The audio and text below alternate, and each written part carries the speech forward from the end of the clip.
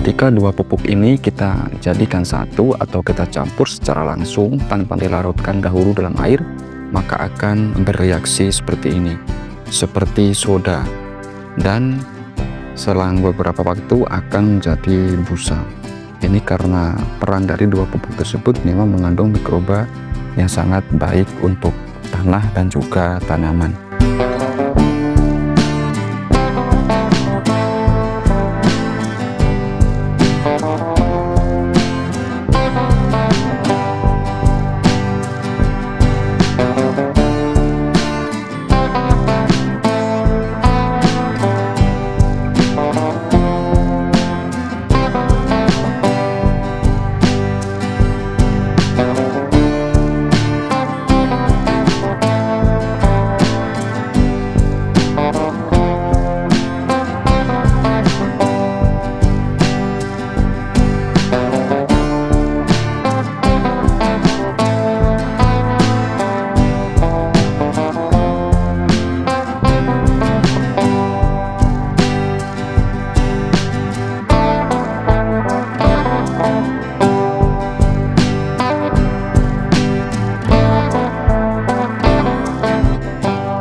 Assalamualaikum warahmatullahi wabarakatuh. Hari ini kita akan melakukan pengocoran pada tanaman cabai usia 15 HST. Dan pupuk yang kita gunakan tidak lagi menggunakan pupuk kimia, kita menggunakan dua pupuk organik. Yang pertama yaitu pupuk organik cair PGPR, yang kedua pupuk organik cair urin kelinci. Dan kedua pupuk ini akan kita mix, akan kita campur dalam satu aplikasi. Namun sebelum kita lanjut, mari dukung channel ini dengan cara like dan subscribe agar channel ini senantiasa bermanfaat kepada teman-teman semua dan menjadi ruang belajar dan diskusi bagi sesama petani.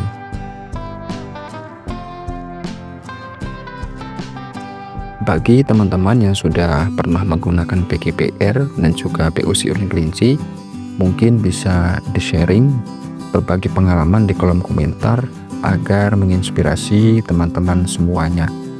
Dan bagi teman-teman yang belum mengerti apa itu PGPR dan juga belum pernah menggunakan, akan kami jelaskan sedikit.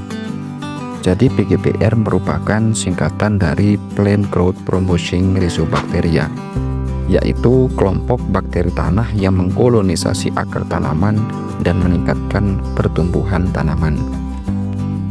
Adapun peran utama dari PGPR yaitu meningkatkan ketersediaan nutrisi, kemudian menginduksi ketahanan sistemik pada tanaman, dan mengurangi ketergantungan pada bahan kimia berbahaya.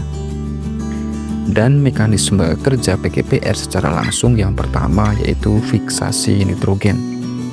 Bakteri fiksasi nitrogen membantu menyediakan nitrogen yang diperlukan oleh tanaman. Dengan kata lain, ketika kita sudah menggunakan PGPR, maka tidak perlu lagi atau kita bisa mengurangi penggunaan pupuk kimia. Yang kedua yaitu solubilisasi fosfat. PGPR mengubah fosfat yang tidak larut menjadi bentuk yang dapat diserap oleh tanaman. Itu sebabnya kita selalu merolling antara pupuk kimia dan pupuk organik. Karena ketika pupuk kimia ada yang belum terlarut, akan dilarutkan oleh pupuk organik yang kita berikan pada fase berikutnya. Kemudian yang ketiga yaitu produksi fitohormon. PGPR menghasilkan hormon yang membantu pertumbuhan tanaman. Yang keempat, produksi siderofor. Zat ini membantu menyerap besi yang penting bagi pertumbuhan tanaman. Dan yang kelima yaitu produksi antibiotik atau mengurangi pertumbuhan patogen pada tanaman. Adapun mekanisme kerja PGPR secara tidak langsung, yang pertama yaitu induksi ketahanan sistemik atau meningkatkan ketahanan tanaman terhadap penyakit dan stres lingkungan. Yang kedua, menghasilkan enzim lytik, yaitu membantu dalam degradasi bahan organik yang dapat meningkatkan ketersediaan nutrisi. Yang berikutnya yaitu toleransi stres, jadi dapat meningkatkan ketahanan tanaman terhadap kondisi lingkungan yang tidak menguntungkan. Manfaat PGPR dalam peningkatan produktivitas pertanian. Dapat yang pertama jelas mengurangi penggunaan pupuk kimia. Jadi mengurangi ketergantungan pada pupuk kimia yang terus-menerus dan tentu dalam jangka panjang akan kurang baik bagi lahan kita. Adapun bahan-bahan yang digunakan juga sangat mudah dijangkau. Untuk cara pembuatannya kita belum sempat merekod, mungkin lain waktu akan kita buatkan cara membuatnya. Kemudian pupuk yang kedua yaitu POC urin kelinci, pupuk organik cair yang terbuat dari urin kelinci.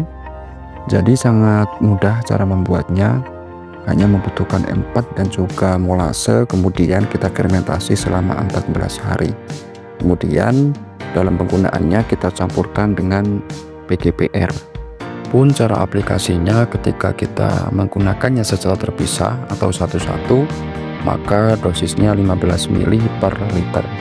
Akan tetapi ketika kita gunakan secara bersamaan atau dicampur, maka dosisnya setengahnya, atau PGPR 7,5 ml per liter, kemudian POC urin kelincinya 7,5 ml per liter. Jadi ketika kita menggunakan kedua pupuk ini, kembali saya ulangi, kita akan menghemat penggunaan pupuk kimia.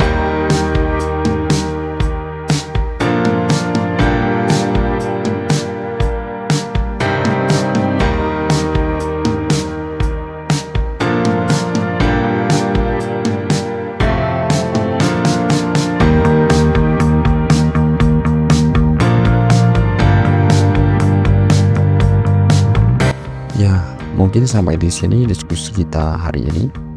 Tetap meminimalisir modal tanpa mengurangi kemaksimalan hasil. Jadikan video ini hanya sebagai referensi saja, karena kondisi setiap lahan pasti berbeda-beda. Dan pengalaman adalah fakta yang tak terbantahkan. Kita berjumpa dan belajar lagi pada video berikutnya. Apabila ada pertanyaan yang mungkin teman-teman kurang paham, kita bisa diskusi di kolom komentar.